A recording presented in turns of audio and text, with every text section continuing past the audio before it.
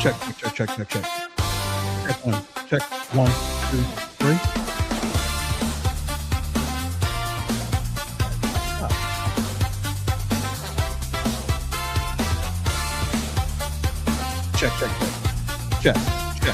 Check.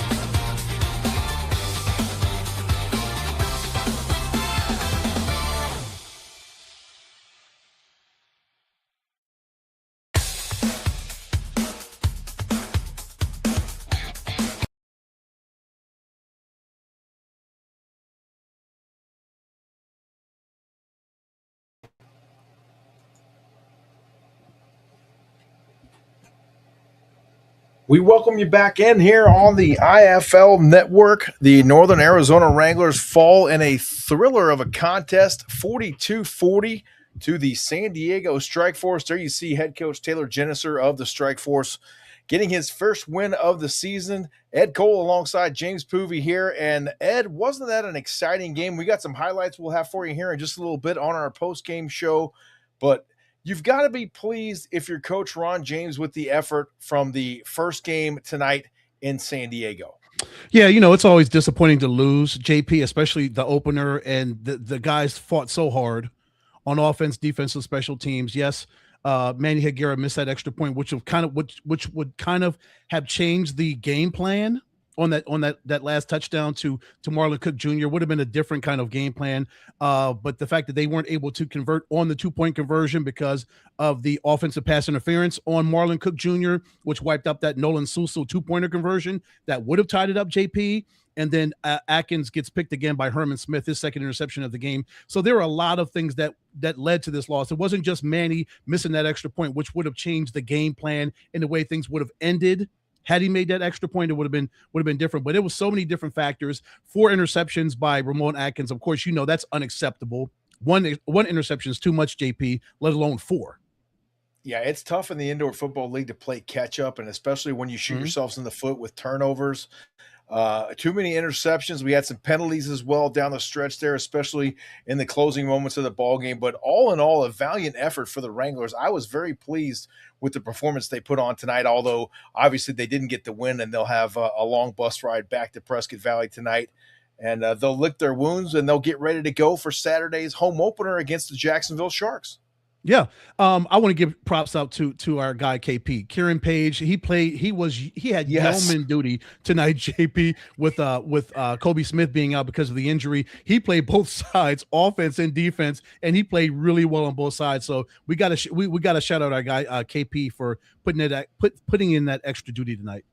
Absolutely right. Very well said there, Ed. We're going to take a brief commercial timeout, and when we return, we will take a look at some second-half highlights between the Northern Arizona Wranglers and the San Diego Strike Force. Stay with us. More of the post-game show coming up next right here on the IFL Network. As football fans, Raising Cane's believes in rushing quarterbacks, but not our hot, fresh 24-hour marinated chicken. We believe in running out the clock, but never out of our refreshing sweet tea and lemonade. And we believe in supporting our teams with the same passion we have for serving our customers. Because when it comes to football season, we go all out. Raising Cane's Chicken Fingers. Every day, safe. Prepared. Informed. Every day, safety is our top priority. We consistently make updates to our electrical system to keep our crews and customers safe around electricity. Remember, put safety covers on wall outlets. Call 811 before you dig to have the location of underground wires marked. And always stay at least 100 feet away from downed power lines. For more ways to stay safe around electricity, visit aps.com/brighter. Officially, summer starts on June 21st. Unofficially, it's when flip-flops satisfy the dress code. When any pool makes a great pool party. When the water park opens in your backyard. When a single serving means 2 dogs. And when air conditioning is free with every purchase. The best things in summer are unofficial. Coors Light, the official beer of everything unofficial. We welcome you back to the Northern Arizona Wranglers post-game show here on the IFL Network. Let's take a look at some of those second half highlights. And Ed, a valiant effort across the board tonight for the Wranglers, but they just ran out of time. And as you mentioned, that missed PAT in that first half, they just couldn't quite recover from it. Yeah, and Steve and Coach talked about it on the broadcast toward the end of the game about how Northern Arizona kept chasing that extra point that was missed. JP, again, we're not putting everything on Manny just because he missed that extra point. That wasn't the reason why they lost. There were so many other reasons why that led to the loss, but still, things would have been a little bit different as far as the game plan toward the end off that Marlon Cook touchdown. If that extra point would have been made, it would have been different. You probably wouldn't have to go for that 2-pointer or that deuce afterwards, but still 4 turnovers with the interceptions, that's not good. 7 penalties, that's not good. So there's so many different things that led to this loss. But as you mentioned, JP, there's a lot of things to be happy about, a lot of things that you can look forward to as bright spots as we get ready for Jacksonville in 5 more days. Yeah, it's going to be an exciting one this Saturday night inside the Findlay Toyota Center there on SPE Systems Incorporated Field. As you see, just turnovers were the killer tonight for the Wranglers. They had some momentum down the stretch. Let's face it, we were in the ball game really up until the last 30 seconds or so, but just couldn't quite make enough plays down the stretch. And, that's usually the difference in this game of football. It usually is, JP. When you're behind and you're trying to fight back, you go score for score. And then you have the penalties, as you mentioned, with the holdings, the offensive pass interferences, and turnovers. You'll never catch up if you continue to make mistakes. If you continue to shoot yourself in the foot with these self-inflicted wounds, you'll never come back and win football games. But I love the effort that Ramon Atkins came up with. 3 passing touchdowns, 3 rushing touchdowns. So the young man was responsible for 6 touchdowns. So you got to give credit to number 1, QB1. He played his heart out tonight. He sure did. You saw about the last play of the game right there as he connected with Nolan Susel in the end zone, trying to get that 2-point conversion, but it was called back due to a penalty, and then the Wranglers were unable to convert from the 13-yard line on the 2-pointer. And then Manny Higuera was able to try the deuce and at the end of the ball game, but just unfortunately not able to get it through the uprights. And that's how this one ended. But they'll regroup, go back to work, they'll ride home, hopefully holding their heads up high. As I mentioned, they had a valiant effort tonight against San Diego Strike Force, which, let's face it, Ed, is a really good football team. Yeah, you saw it. Offensively, defensively, those guys get after it. Defensively, Nate Davis is a monster. Edward Vander had a great game tonight, 4 rushing touchdowns. So you got to give credit to his offensive line for opening up things for him. And, of course, his God-given talents to get those 4 touchdowns. But their defense was maniacal, as we talked about. Ernesto Lacayo. Didn't know that he and Manny trained together. I forgot that Ernesto lives here in Arizona, so they train together. I did not even know that when we talked to Manny the other day. So many Arizona connections in this ball game. We saw Wallace Cowens playing defense for San Diego. He was our guy a few years back here. Oh, he was so good tonight, wasn't he? Wranglers, yes, he continues his hot streak that he's had ever since he's been an IFL member here. Ramon Atkins, 15 of 29 tonight, 174 yards passing, 3 touchdowns, and unfortunately 3 INTs. Nate Davis finished tonight 18 of 25, 176 yards passing, 2 touchdowns, and 1 pick for the IFL veteran. And then what can you say about Edward Vander? 12 carries, 63 yards, 4 touchdowns for Vander. and Ramon Atkins with 3 rushing touchdowns of his own this evening. Marlon Cook had 2 touchdowns receiving, along with Kobe Smith, who, like we said, we'll have to check on the health of him going forward because he is a definite needed cog in this Northern Arizona Wranglers offensive plan. Yeah, and then you talk about the depth that the Northern Arizona Wranglers have, JP, the fact that Kieran Page had to flip over and play defensive back and then come over to play wide receiver. Of course, we talked to him last week, and he said, yeah, he's a wide receiver. He's got that wide receiver mentality. He just happens to play defensive back, but of course he happens to play wide receiver tonight. So he had to jump in duty. 3 catches for him, 27 yards. Jordan Jakes came up with 2 big catches for him. The rookie, 2 for 23. Kylan Herrera had 1 catch for 5 yards, and Nolan Suso had 1 catch for 4 yards. Then you look at Jalen Sample. He was big for San Diego tonight, JP. 10 catches, 93 yards, 2 touchdowns. Cole Blackman contributed 4 catches for 66 yards for San Diego. And then you look defensively. I'm going to try to scroll and get some defensive numbers. Oh, here we go. Great to see some of our defensive returners playing really well. You think about Davia Gabor, 8 tackles on the night, and really great to see him come in. Tre'Veris Farrell had a great play there. Yes. And we talked to Trey just a few nights ago. He was jacked up for the season as always, and it's good to see him coming out here and contributing early in the season.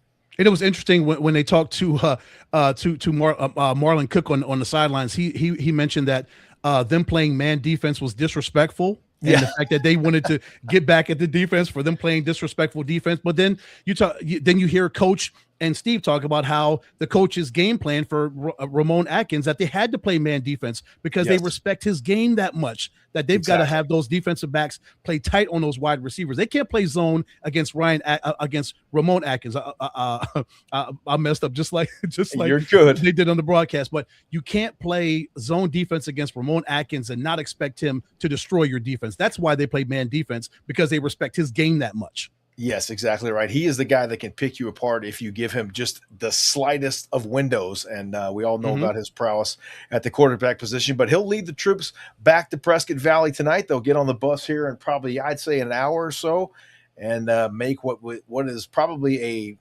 5.5 to maybe 6.5 hour drive to Prescott Valley, maybe 7 if they stop for snacks a couple times along the way. But they'll get back to work tomorrow, no doubt about it. Coach James and the staff will be watching film probably on the way back home tonight. And it's a short week for the Wranglers. They're back to work on Saturday night against the Jacksonville Sharks for the home opener. We're going to have the pregame show for you. You're going to have the halftime show right here on the IFL network as well. And then we'll have the postgame show for you as well.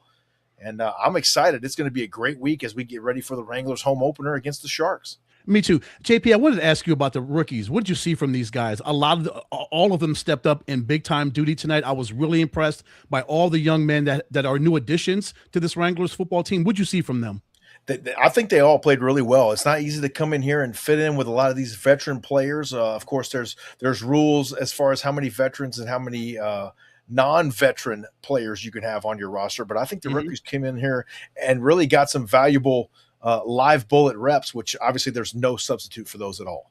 Yeah, especially coming off training camp, and then you get on the bus, as you mentioned, go to Oceanside, and now you're in it for real. Training camp is over. I know they were tired of hitting each other. They were ready to hit somebody else. Yes. So they got some really big time action. And as you mentioned, JP, they'll get on the buses tonight, probably sleep really good on the way home. And then in 5 more days, the season opener, as JP mentioned, against the Jacksonville Sharks. That should be a really good one. This will be the first time the Wranglers and the Sharks will have ever met. So this will be pretty historic. This will be a great season opener at home. And, Wranglers country, they are going to pack the FTC on Saturday. It will be a packed house, no doubt, this Saturday night inside the FTC there in Prescott Valley, Arizona. We'll be on the air at 5:30 p.m. Arizona time, which is also Pacific time currently, for the Wranglers pregame show right here on the IFL network from right inside the Wranglers team area. So we're going to get your backstage passes here, folks, for Northern Arizona Wranglers football. Make sure you tune in all season long for home game and road game, post game, pregame, all that coverage. You know how we like to do it here, Ed and I, and we just enjoy this so much. So thank you so much for tuning in tonight. We hope you enjoyed the broadcast. Don't forget to join us this Saturday night, 5:30 p.m. local time, Ed and I will be on the air right here on the IFL Network. We'll have the pregame show for you. Ed's going to bring the halftime show to you, and then we'll be back together again for the postgame show. I'll have the call of the game on the Overnight Sports Network along with Lincoln Kennedy and Nicole Sedovey. So make sure you join us for this Saturday night's game against the Jacksonville Shark. It's going to be fun. Ed, thank you so much for your time tonight, my friend. What a pleasure doing the show with you here once again this season. And we certainly thank the folks joining us tonight on the IFL Network. And one more message to everyone watching us here tonight. We went live not only the IFL Network tonight, but also the Wranglers Facebook page and the Wranglers YouTube channel to let you know that going forward, we're going to be solely located on the IFL Network. The Wranglers have a dedicated page on there on the IFLnetwork.com. So make sure you make your way over there. That's where we'll have all of your pregame, halftime, and postgame coverage for you all season long for the Northern Arizona Wranglers. So make note of that. This will be the only night we'll be coming to you on all three platforms going forward. Will be on the IFL Network. The Wranglers have their own page on there. Thank you so much for joining us tonight, folks. Ed, any final thoughts as we close out here? Again, a disappointing loss, but still encouraged by their output and their will and their determination to win. 5 more days. It's time for the season opener at home. Let's get ready for Jacksonville. 5 more days. We tee it up again. Have a great night, folks. Have a great week. And we will talk to you Saturday night from Prescott Valley, Arizona, inside the Findlay Toyota Center. And as we always say, go Wranglers. Good night.